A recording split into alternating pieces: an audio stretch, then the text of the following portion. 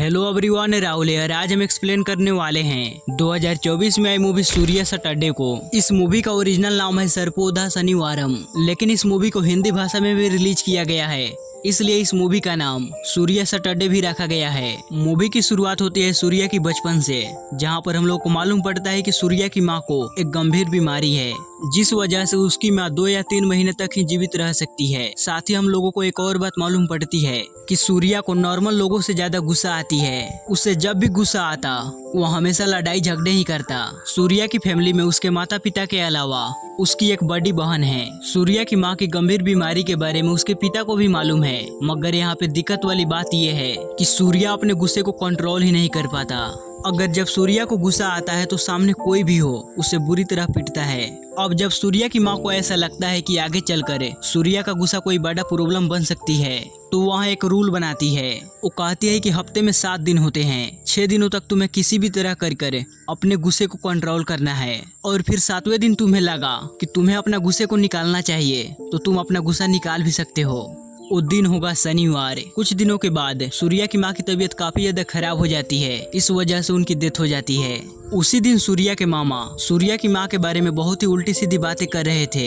ये देखकर सूर्या को काफी गुस्सा आता है। वह अपने मामा की बुरी तरह पिटाई करता है, और उस दिन शनिवार भी था। दरअसल बात यह है कि सूर्या के मामा सूर्या की मामी और उसकी बेटी पे काफी जुल्म उठाते थे, इसलिए सूर्या की मां ने सूर्या की मामी और उनकी बेटी कल्याणी को किसी दूसरे शहर भेज दिया। इस बारे में सूर्या को भी नहीं मालूम था, और सूर्या मन ही मन कल्याणी को काफी ज्यादा पसंद भी करता था।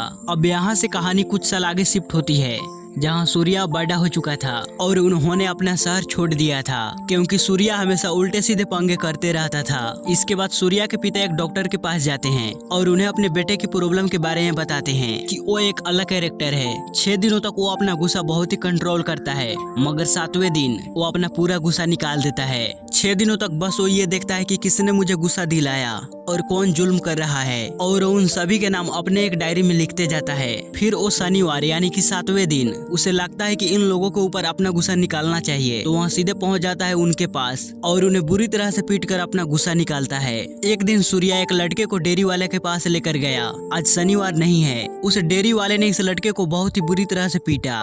वजह बस इतनी सी थी कि उस लड़के ने घड़ी की टाइम को 10 मिनट आगे बढ़ा दिया था, इसलिए क्योंकि उस लड़के का पिता 10 मिनट लेट हॉस्पिटल पहुंचे थे, इस वजह से वो बच नहीं पाए। इसी वजह से वहाँ जहाँ पर भी काम करता वहाँ घड़ी देखता तो उसकी टाइम को 10 मिनट आगे बढ़ा देता। इसी वजह से उस डेयरी वाले ने इस लड़के को पीटा।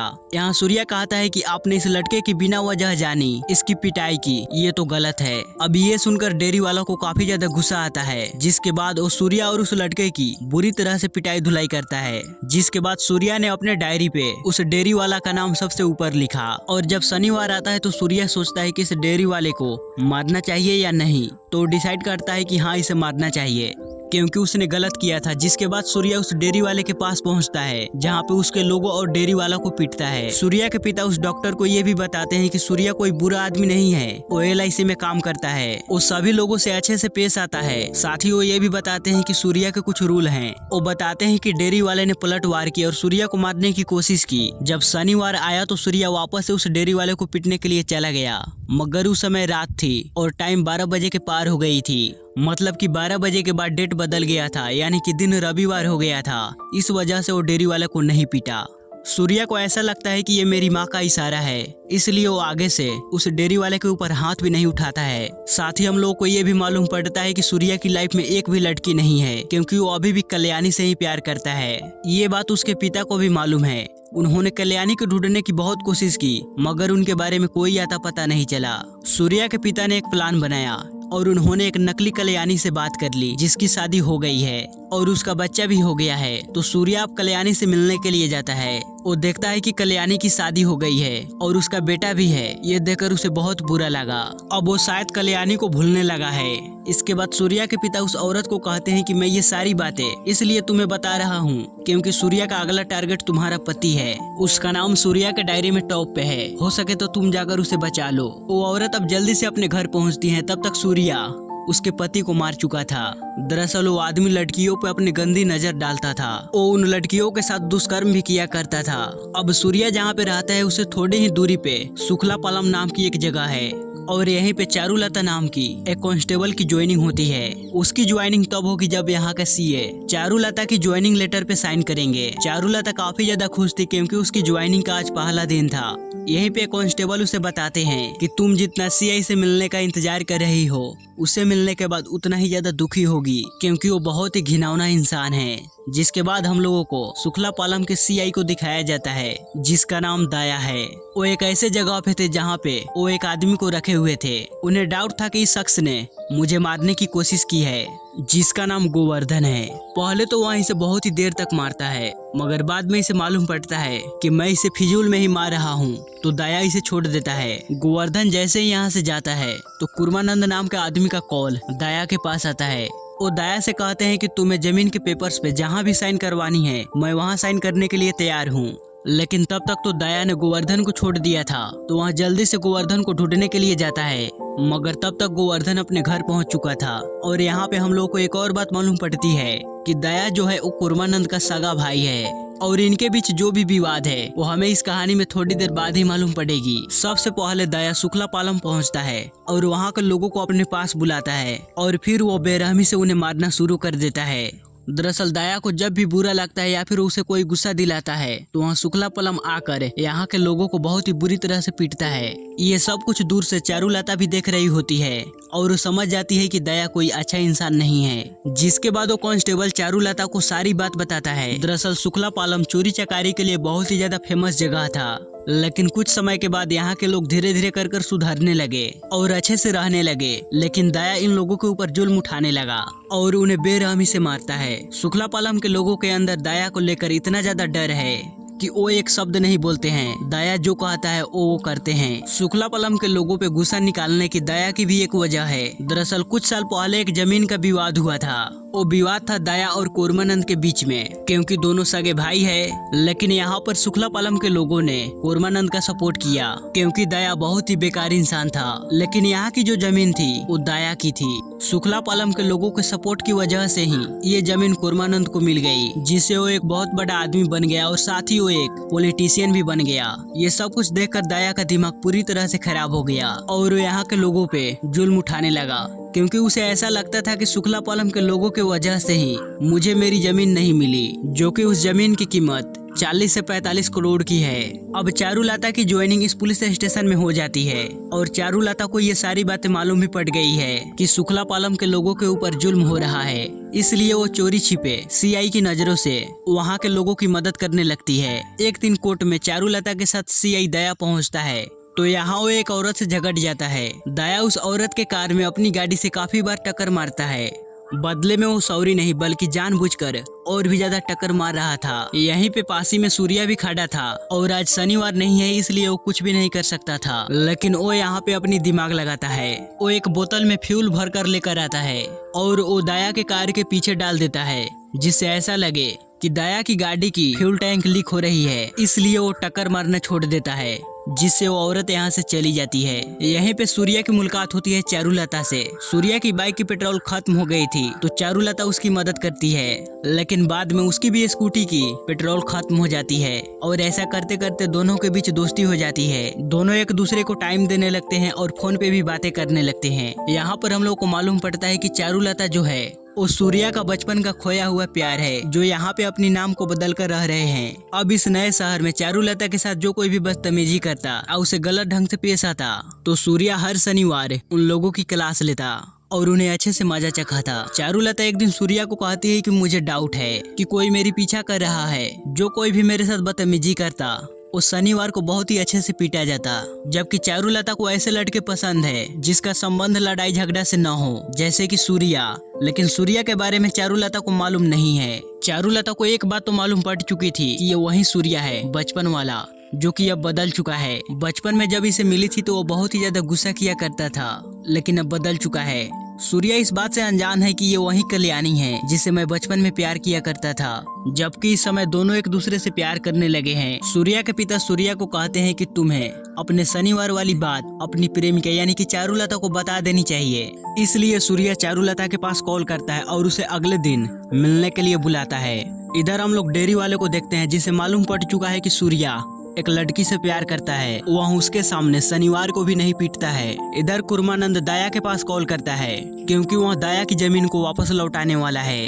अब ये सुनकर दया काफी ज्यादा खुश होता है और अगले ही दिन कुर्मानंद से मिलने के लिए उसके घर पहुंच जाता है। अब ये तो काफी ज्यादा खुश था कि मुझे आज मेरी जमीन वापस मिलने वाली है, लेकिन कुर्मानंद इसे मिलता ही नहीं है। अब दया अकेला एक कमरे में बैठा रहता है, उसे काफी ज्यादा गुस्सा आता है और वहाँ गुस्से से कमरे से बाहर चला जाता है। वहाँ अब अच्छे से समझ जाता है कि कुर्मानंद मुझे मेरी जमीन वापस करने के लिए नहीं बल्कि मेरी बेइज्जती करने के लिए मुझे यहाँ बुलाया। अब इससे दया तो काफी ज्यादा गुस्सा था, वहाँ डायरेक्ट शुक्ला पालम पहुँचता है और वहाँ के लोगों को घर से बाहर निकाल कर काफी बुरी तरह से पीटता है क्योंकि वो अपना गुस्सा इन लोगों के ऊपर निकाल रहा था। दया के साथ चारुलता भी यहाँ थी मगर वो भी कुछ नहीं कर सकती थी। दया यहाँ एक आदमी को पीट रहा था लेकिन गलती से एक बच्ची को लग जाती है। उस बच्ची के शरीर से काफी सारा ब्लड गिर रहा था। यहाँ के लोग उस बच्ची की मदद भी नहीं कर सकते क्योंकि दया यहीं बैठा हुआ था। अब ये बात जैसे ही सूर्या को मालूम पड़ता है कि चारुलता शुक्ला पालम में है तो वह तुरंत यहाँ पहुँचता है और आकर देखता है कि यहाँ एक बच्ची काफी जख्मी हालत में है, इसलिए वह तुरंत उसे लेकर हॉस्पिटल जाता है। यहाँ चारुलता भी आ चुकी थी। अब यहाँ सूर्या अपने गुस्से यानी कि शनिवार वाले आइडिया के बारे में बताता उससे पहले ही डेहरी के लोग सूर्या के ऊपर अटैक कर देते हैं। यहाँ पे इत्तेफाक की बात तो ये थी कि आज शनिवार था। अब यहाँ इन गुंडों को लग रहा था कि सूर्या लड़की के सामने हम लोगों को नहीं पीटेगा, मगर सूर्या उस लड़की के सामने ही यानी कि चारुलता के सामने ही इन सब गुंडों को धोने लगता है। अब इस वाकया को देखकर चारुलता को मालूम पड़ जाती है कि शनिवार वाला लड़का कोई और नहीं सूर्या ही है। लेकिन इससे भी बड़ी बात थी सीआई दया जो शुक्ला पालम के लोगों के ऊपर जुल्म उठाता है, इसलिए सूर्या की इस सच्चाई को जानकर चारुलता को ज्यादा बुरा नहीं लग रहा था। अगले सीन में हम लोग दया को देखते हैं जो उसके भाई कुर्मानंद ने इसकी बेइज्जती की। अब दया तो उसे माफ नहीं कर सकता, उसने अभी तक जमीन भी तो नहीं दी है, इसलिए वो डिसाइड करता है कि मैं अब कुर्मानंद का गेम ओवर करूंगा। अब ये बातें चारुलता को मालूम पड़ जाती है। वो सोचने लगती है कि अगर दया ने कुर्मानंद को मार दिया तो ये और भी ज्यादा पावरफुल हो जाएगा, इसके पास तो पॉलिटिक्स पावर आ जाएगी और ढेर सारे पैसे भी आ जाएंगे। अब दया इधर कुर्मानंद को मारने की प्लानिंग में लग जाता है। 7 दिनों तक कुर्मानंद को फॉलो करने के बाद दया को मालूम पड़ता है कि वो हर दिन एक मंदिर जाता है। अब ये सारी बातें चारुलता सूर्या को बताती है। अब सूर्या दया की प्लान को समझ जाता है। चारुलता और सूर्या को मालूम है कि दया किस मंदिर में कुर्मानंद को मारने वाला है, तो अब अगले शनिवार को सूर्या की डायरी में दया का नाम सबसे ऊपर था। लेकिन अब ये डायरी सूर्या के पिता चेक करते हैं तो उन्हें दया का नाम दिखाई देता है। जब वो चेक करते हैं तो उन्हें मालूम पड़ता है कि दया तो शुक्ला पालम का CIA है, अगर सूर्या उसे पीटेगा तो बहुत बड़ी प्रॉब्लम हो सकती है। अब उस दिन सूर्या कुर्मानंद को बचाने जाने वाला था तो उसी दिन सूर्या के पिता ने सूर्या को नींद की गोली खिला दी। अब इससे सूर्या को तो नींद आने लगती है तो अपने घर पे ही सो जाता है। आगे हम लोग को मालूम पड़ती है कि सूर्या की जो बहन है वो अपने घर कभी नहीं आती। दरअसल जब सूर्या की बहन की शादी हो रही थी तो सूर्या ने अपनी बहन की शादी में एक बहुत बड़ा हंगामा खड़ा कर दिया था। तभी से सूर्या की बहन ने ये डिसाइड की कि मैं आज के बाद से अपने घर पे कभी नहीं आऊंगी।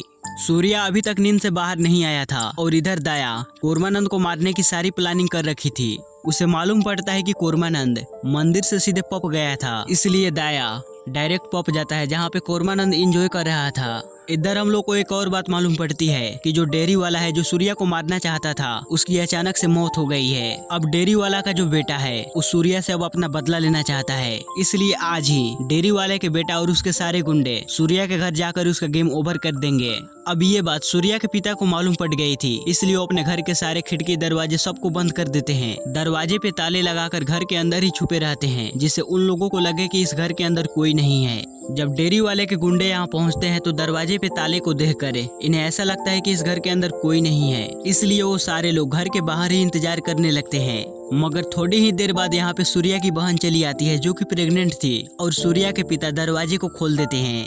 अब ये बात डेयरी वाले को लोगों को मालूम पड़ जाती है कि घर के अंदर ही ये लोग छुपे हुए हैं, तो वह तुरंत सूर्या की बहन और उसके पिता के ऊपर अटैक कर देते हैं। ये गुंडे सूर्या के पिता को हथौड़े से मारने ही जा रहे थे, तभी सूर्या की आंख खुल जाती है और इत्तेफाक से आज शनिवार है तो यहाँ पे सूर्या होश में आते ही डेयरी के गुंडे को काफी बुरी तरह से पीटते हैं, जबकि डेयरी वाले के लोग काफी सारे थे। अब यहाँ पे सारे गुंडों को बुरी तरह से मारने पीटने के बाद सूर्या को जल्द से जल्द पब भी पहुँचना था क्योंकि उसे तो कुर्मानंद की जान बचानी है, इसलिए वो एक मास्क लगाकर तुरंत पब में पहुंचता है। यहाँ दया अब कूर्मानंद को मारने ही वाला था, तभी सूर्या अपना मौका लेकर पहुंच जाता है। वहाँ दया को मारने ही वाला होता है, तभी उसकी नजर पड़ती है घड़ी पे, इसलिए वहाँ रुक जाता है। तभी उसकी नजर उस डेयरी वाले लड़के के ऊपर पड़ती है जिसे उसने डेयरी वाले के लोगों से बचाया था, क्योंकि उस लड़के ने घड़ी की टाइम को 10 मिनट आगे कर दिया था। अब सूर्या को मालूम पड़ चुका था कि ये लड़का जहाँ पर भी काम करता है वहाँ की सारी घड़ी की टाइम को ये 10 मिनट आगे कर देता है। अब यहाँ सूर्या को 10 मिनट मिल चुके हैं और 10 ही मिनट के अंदर वो दया का बहुत ही बुरा हाल कर देता है। दया काफी ज्यादा जख्मी हो जाता है। यहाँ पे कूर्मानंद ने दया को देख लिया था। अब इसके बाद दया यहाँ से अंडरग्राउंड हो जाता है, क्योंकि उसे मालूम है कि मुझे कूर्मानंद ने देख लिया है, वो मुझे हर हाल में अब जिंदा नहीं छोड़ेगा। लेकिन यहाँ पे एक ट्विस्ट आती है। कूर्मानंद को ये नहीं मालूम पड़ा है कि दया मुझे मारने के लिए आया था। उसे तो ऐसा मालूम पड़ा था कि मार्क्समैन यानी कि शनिवार वाले लड़के ने मुझे मारने के लिए आया था और मेरा भाई दया तो मुझे उससे बचाने के लिए आया था। अब कूर्मानंद की इस गलतफहमी की वजह से दया बच जाता है और उसे अपने सगे भाई की तरह फिर से प्यार करने लगता है। हालांकि ये दोनों तो सगे भाई है ही। दया अपने भाई को कहता है कि मैंने हमेशा से जाने अनजाने में आपकी रक्षा ही की है। कूर्मानंद कहता है कि मुझे अब हर हाल में एक चीज तो चाहिए, उस मास्कमैन यानी कि शनिवार वाले लड़के की मुझे लाश देखनी है। अब पॉप में दया की पिटाई को शुक्ला पालम के एक आदमी ने देख लिया था।